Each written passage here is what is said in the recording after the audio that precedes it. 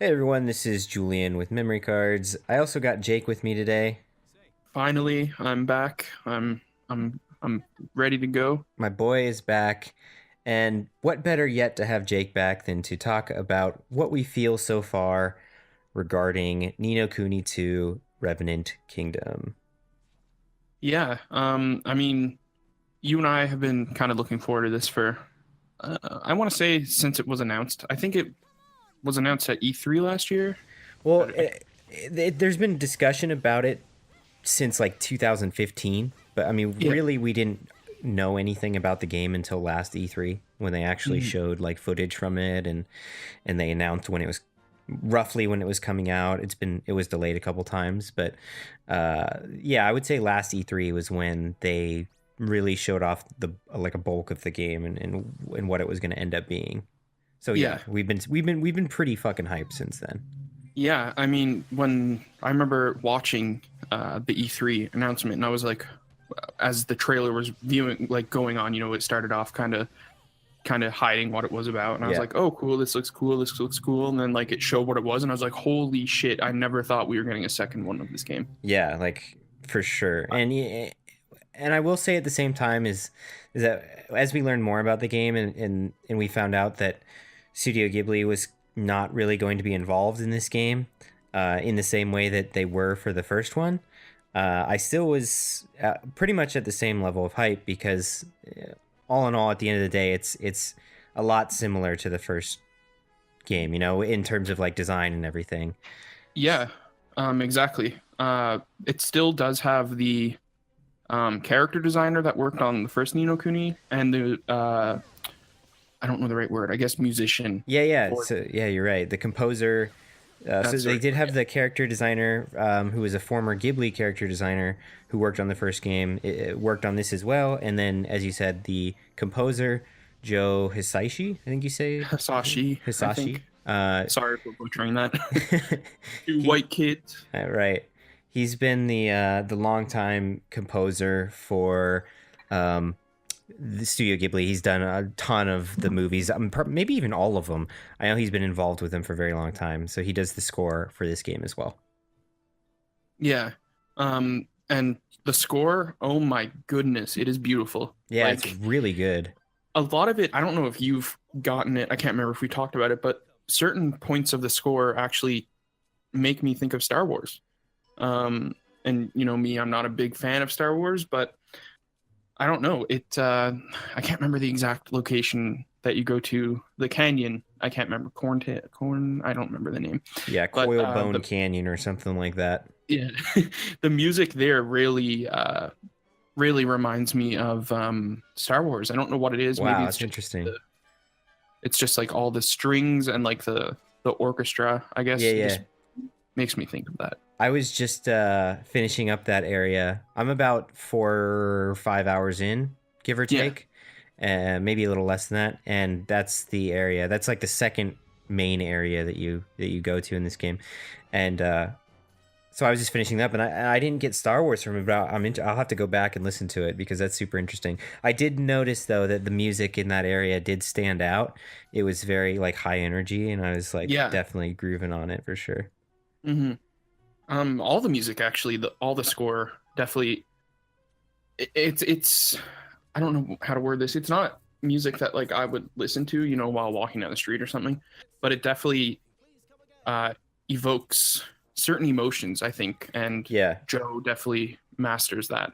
Yeah, absolutely. It's like a what I noticed about this game right from the get go is that it's very rhythmic in its pacing, and the battle like system in the combat has a very like almost musical flow to it, Yeah, um, which is obviously pretty different than the first game, and that's something that we should note is that the first game, Wrath of the White Witch, had a combat system that was more focused on almost like you're like a battlefield commander, where you're not yeah, necessarily in full control over the battle or the flow. In that game, it focused on like capturing monsters, similar to something like Pokemon or Dragon Warrior monsters, and then like evolving them, and you basically use them in battle to to complete. And it was kind of like action RPG in a way, Yeah. but you kind of were in the background of the battle. Whereas this takes out all that, no more monster capturing. You are in full control of the characters at all times, and it's a straight up action RPG. So let's touch on the combat a bit. As much as I enjoyed the first game, Wrath of the White Witch, the combat wasn't something that I really enjoyed a lot. Not to say the game is bad by any means, but the combat definitely felt lacking in that area. I didn't really like, all the evolutions and the or metamorphoses. Sorry, but I definitely did enjoy like the overall package of the game. But the combat definitely stood out as something that wasn't fully fleshed out. Mm-hmm. I guess. But I'm definitely glad that they switched that up in the new game, because the new game really reminds me of kind of like Kingdom Hearts or the Tales of series. I don't know if you, Exactly. Yeah, but totally. That's the one um, thing that I like. As soon as I got into the first combat situation, I was like, okay, this is Kingdom Hearts, basically. yeah. And one thing that really makes me glad about this game is the fact that you're not waiting for like a battle to load. It's pretty Yeah. instantaneous, which is great. Yeah, and that's something I noted also is that when you're in like the dungeon areas that are like the linear point A to point B areas, the battles are instantaneous. You just walk up and it creates the battle area. There's no load screen, as you just said, which is great. I really like the flow and pacing when you're in those dungeon areas. But I will say is that the overworld, much like a lot of other overworlds in JRPGs, can be really slow and monotonous and kind of boring, Yeah, and that is kind of an issue here. I haven't played much, but I'm already starting to get that like familiar sense, um, where it's kind of slow. You move slower on the overworld.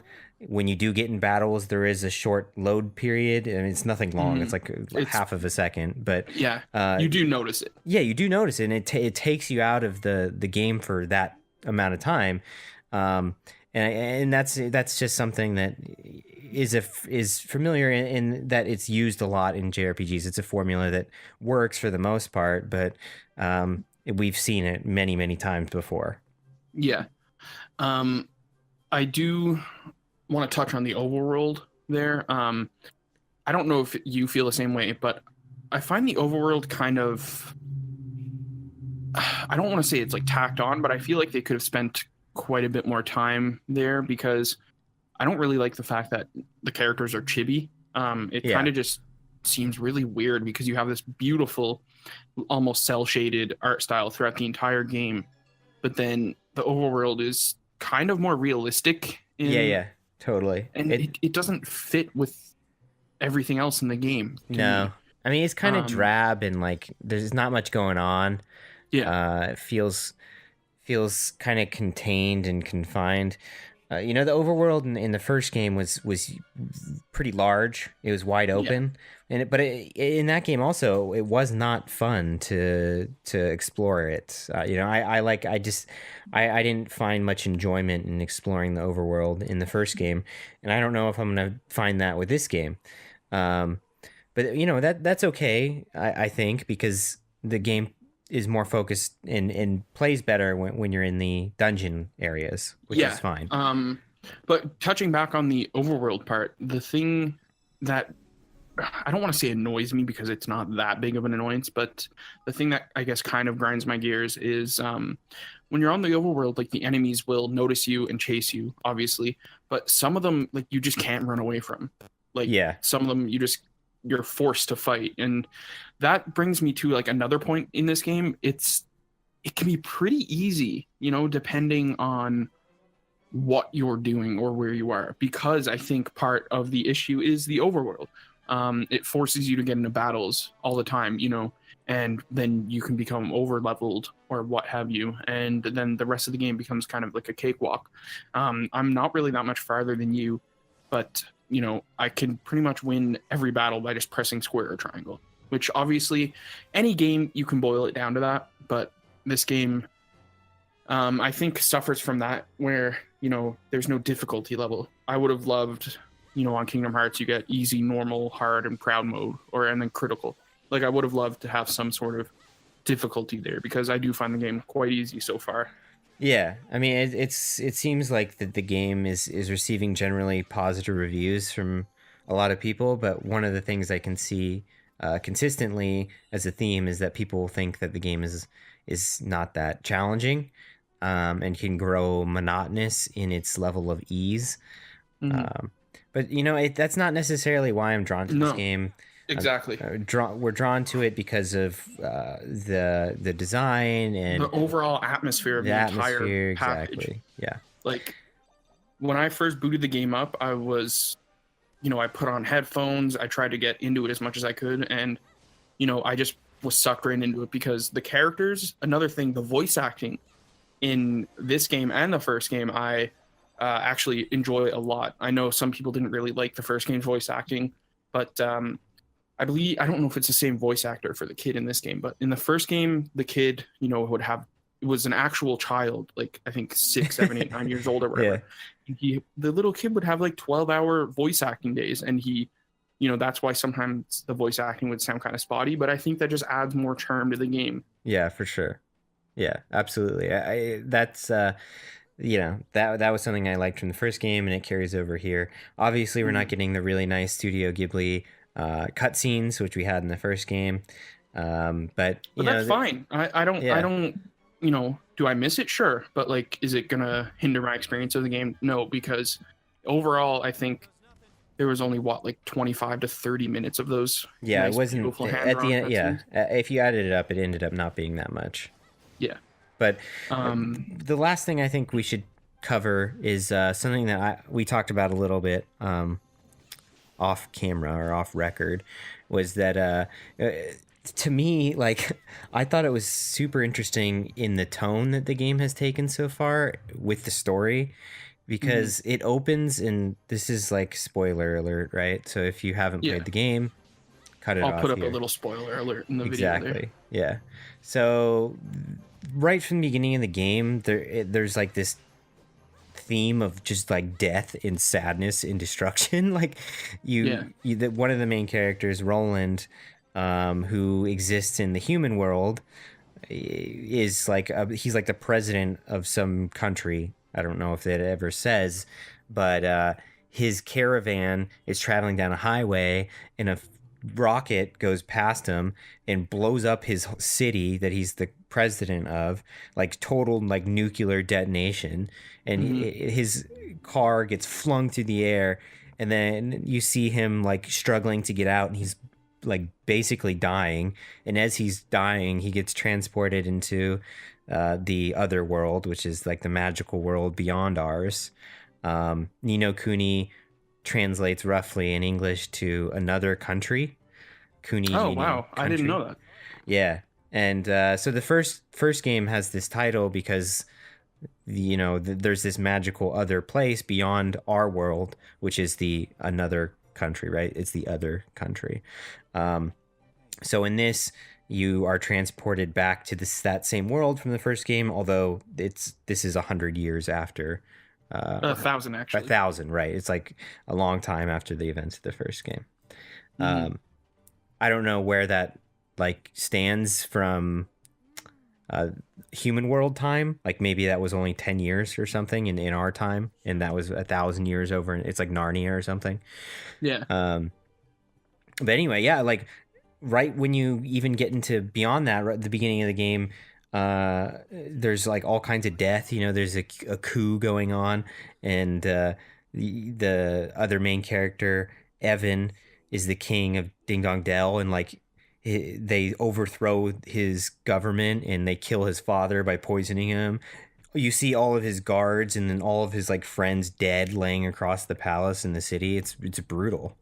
Yeah. That definitely is something that kind of caught me off guard because I thought this was just gonna be like a lighthearted, cute adventure, but it definitely isn't. I mean, that could switch because we're only like 5 to 6 hours in right now, but yeah, I mean, it definitely is a lot darker than I imagined. Um, to wrap this up though, because this is just a first impressions video because we don't have that much to talk about. Um, my first impressions are like overall like glowingly positive.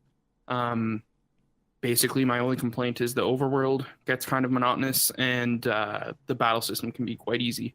But this game actually has like a lot of different things added into it, like a lot of different elements. Like it's a real-time strategy game. I don't know if you've gotten to that part yet, but No, I see. I know that there's a lot of stuff in the game that I haven't even got to yet. So yeah. Um, I mean, I've just straight up just been enjoying the game so far. yeah, I I'm I I, I would say the same. I'm excited to continue playing, and there's, as I just said, there's a lot of stuff that I haven't experienced yet. I know that there's like a castle or country building simulator where you have like a town that you have to like take control of. yeah. I haven't done any of that yet, so I'm sure as me and you both get farther into the game, we'll have more content relating to it. Yeah, for sure. So yeah, thanks for watching. Stick around on our channel. We'll be uploading, a lot more Ni no Kuni content, hopefully. Yeah, you gotta like this video. Well, you don't have to like it, but it'd be cool if you did. And you gotta Yeah, subscribe to the channel if you want to see some more Nino Cooney content. yeah, for sure. So yeah, thanks for watching.